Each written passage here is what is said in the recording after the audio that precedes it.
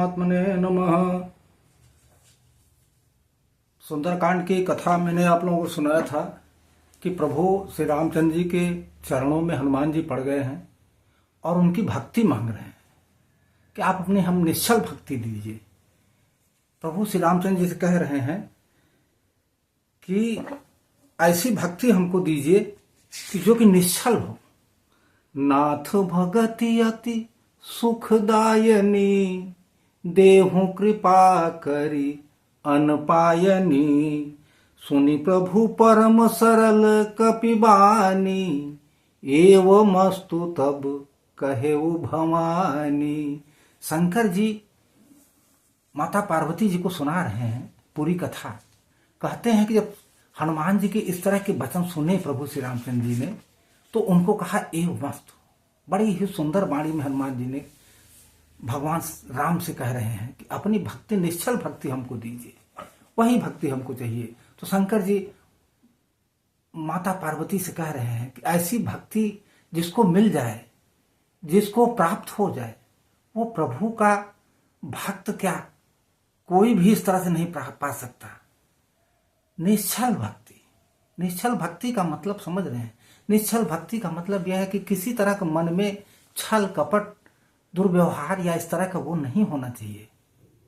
हनुमान जी जो है भगवान राम के परम भक्त थे, उनको निश्चल भक्ति ही अच्छी लगती है। उमा राम स्वभाव जहि जाना, ताहि भजनु तजि भावनयाना।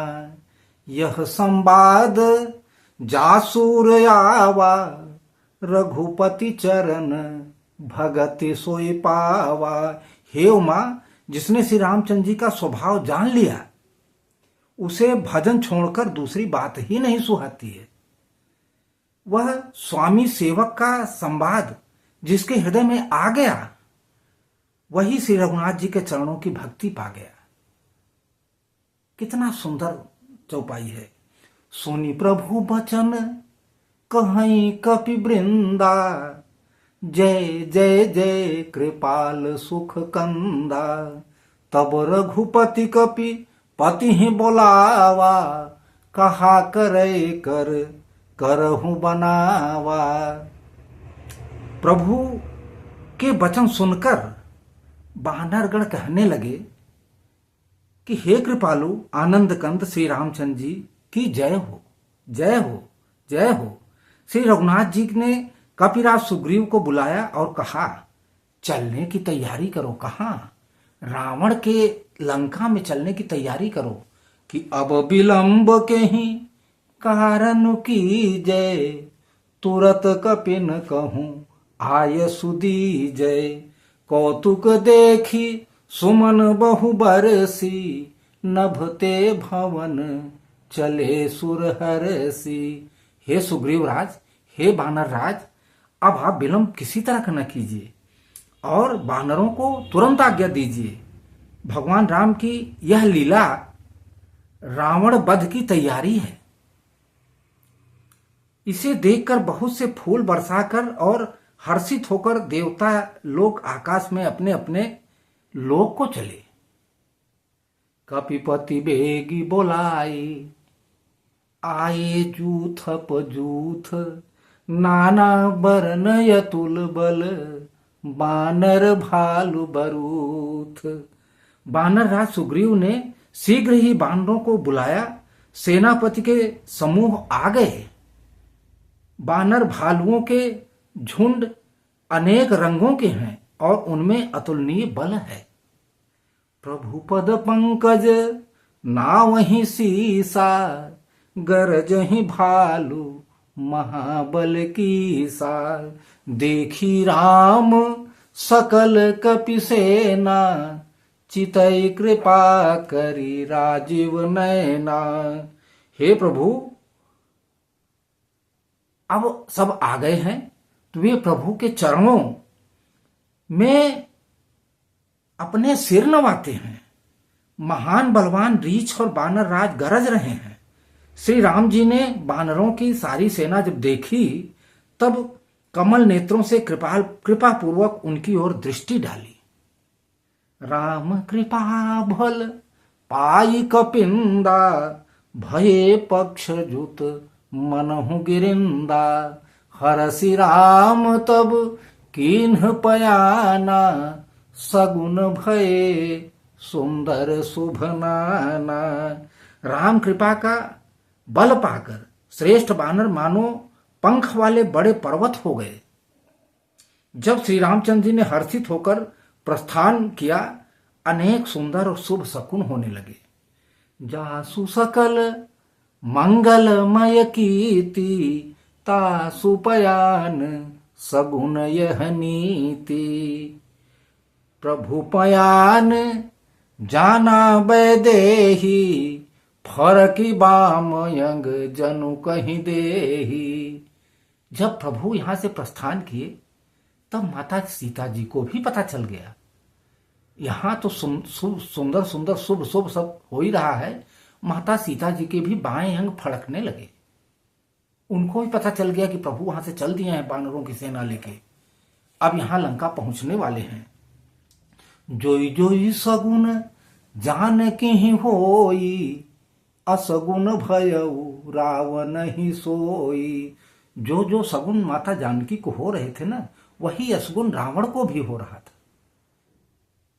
माता जी को तो सगुन हो रहे थे, रावण को असगुन हो रहा था। चला कटक को बर नहीं पारा, गरजहि बानर भालू अपारा। ऐसा कटक बानरों का सेना चली है, अब गरज रहे हैं, चिक्कार रहे हैं कि बड़े बड़े हाथी डर रहे हैं, चिघाड़ सुन रहे हैं। नखयायुध गिरिपाद पधारी, चले गगन मही इच्छाचारी। के हरिनाद भालू कपि करही, डगमगाही दिग्गज चिकरही। नख ही जिनके शस्त्र हैं, वे इच्छानुसार सर्वत्र बेरोक टोक चलने वाले रीछ बानर पर्वतों और वृक्षों को धारण किए, कोई आकाश मार्ग से तो कोई पृथ्वी पर चल रहे हैं। वे सिंह के समान गर्जना कर रहे हैं। इनके चलने और गर्जने से दिशाओं के हाथी विचलित होकर इधर उधर भाग रहे हैं। चीकरहि दिग्गज डोल मही गिरी, लोल सागर खर भरे। मन हरस सब गंधर्व सुर मुनि, नाग किन्नर दुख टरे। कट कटहि मरकट बिकट भट बहु, कोटि कोटिन ध्यावहि। जय राम प्रबल प्रताप कौशल, नाथ गुण गण गावहि।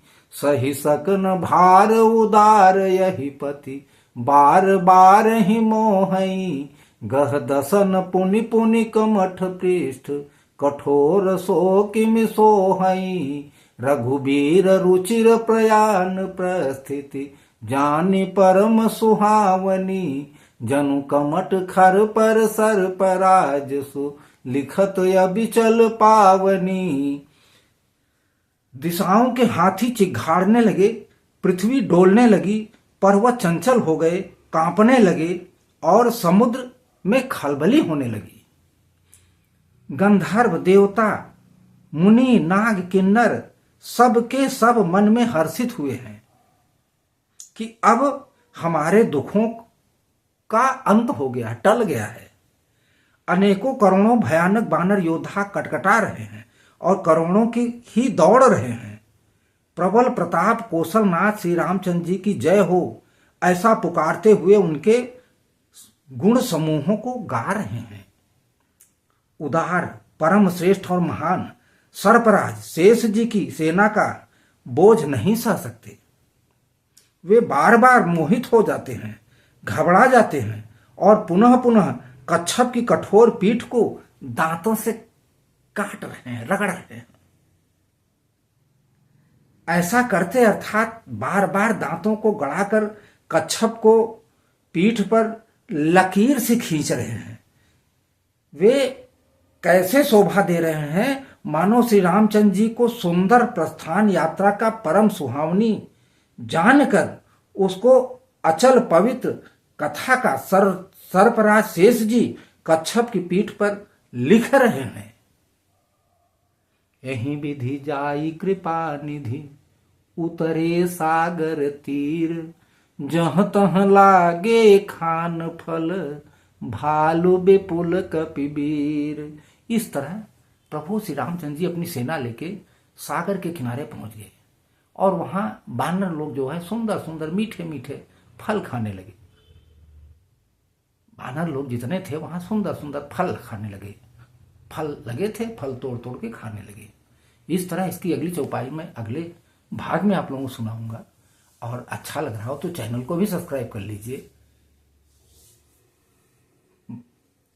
बोलिए सियावर रामचंद्र की जय, पवन सुत हनुमान की जय।